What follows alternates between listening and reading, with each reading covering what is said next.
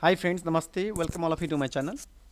Today I will be talking about the concept of capital asset pricing model, which was at first discussed by the William Sharpe in 1964. And under capital asset pricing model, we have two components you can say. One is called security market line and next one is called capital market line. Let me clarify about the concept of security market line.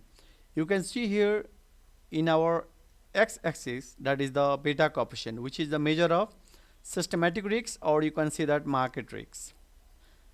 In y-axis we have a expected return, which is noted by ERI. If the name of the company is the I, yeah, you can say the J, then that is the ERJ.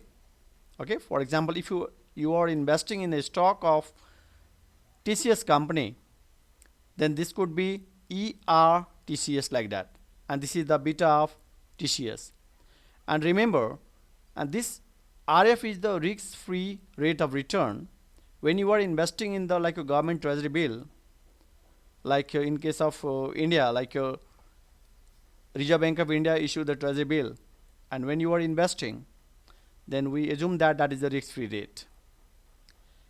And this risk-free rate, you can see this line is called security market line.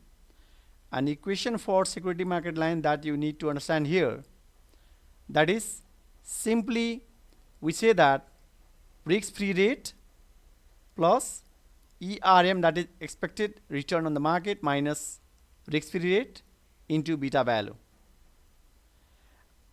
And this point where beta of, if we say the TCS and the beta of the market, like in case of India, like your Bombay Stock Exchange, you can say that your Sensex return, you calculate the beta value, and this will be the equilibrium point.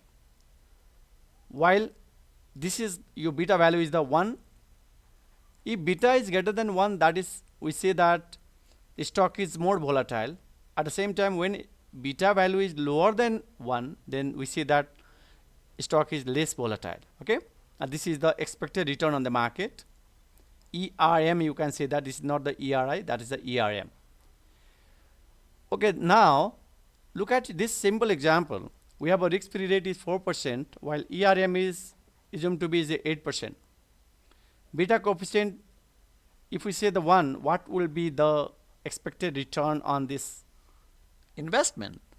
Then in this case, simply you put the value, that is your risk-free rate is 4%, that you can see 8% minus 4%, that's risk. ERM minus RF is known as market risk premium. Okay, this is called ERM minus RF is called market risk premium, you can say that, and you just multiply with the beta value. That is why you can say that 8.8% is your required rate of return, friends. Okay, in the context of cost of capital, we could say that this is your cost of equity capital. If beta value is not there in the questions, then you could find the beta value also, by the way, for which you have to find the covariance of, that is the, if TCS I'm talking about RTCS, and the RM, that is the Sensex return, divided by variance of the market, that is the variance of the Sensex return. For example, in case of Nepal, that is the NEPSE variance, you can say. Remember friends, higher the beta value, higher would be the your required rate of return, because you are taking the more market risks. Now, based on this understanding of your security market line, let's move to the capital market line. Capital market line is the, in x-axis we say that that is the risk, in y-axis we have expected return, but we are talking about now portfolio, for example. And again we have some common your factor you will find even in the CML capital market line, that is the risk-free rate of return. And this is the risk-free rate where we assume that risk is 0. When you are investing in the risk-free asset, risk would be 0. Then as a conservative investor, you are looking for such an investment option where risk is lower and your return would be also lower. But at the same time, when you are a moderate investor, you are looking for such a portfolio which provide average risks, average return for taking average risks. Now look at this figure. in my last video, I also discussed about how to draw the efficient frontier using Excel. To understand better efficient frontier, you could take the reference of my previous video also. This curve is known as efficient frontier, friends. For example, bond. Bond is a long-term investment where you will get the fixed coupon payment by the company, and the company will redeem the value at the end of your maturity. So risk is here, and you can see your return. Since you are taking the low risks, so you are expecting lower return.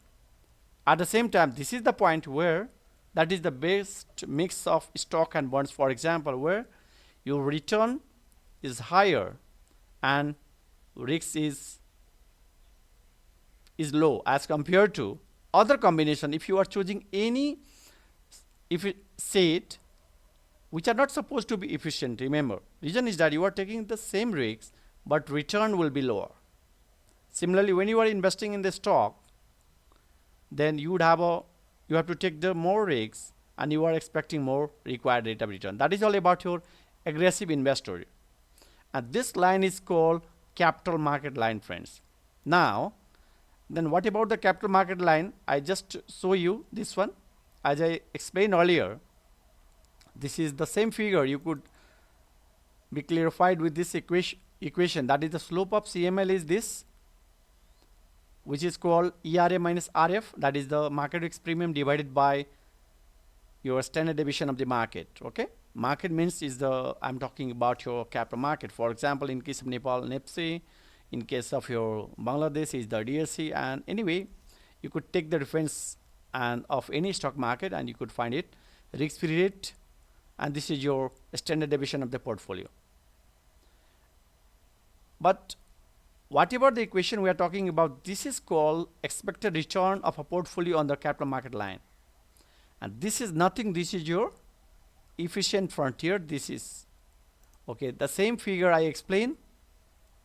Okay, I believe that whatever I discussed today, the concept of security market line and capital market line, and I believe that whatever the earlier videos that how to construct the efficient frontier using Excel, that would enrich your understanding level of your security market line, including capital market line, friends. Okay, friends, these are the things that I would like to share today. If you like this content, please like, subscribe, and don't forget to subscribe my channel also, friends. Thank you all of you for watching this video. Please take care.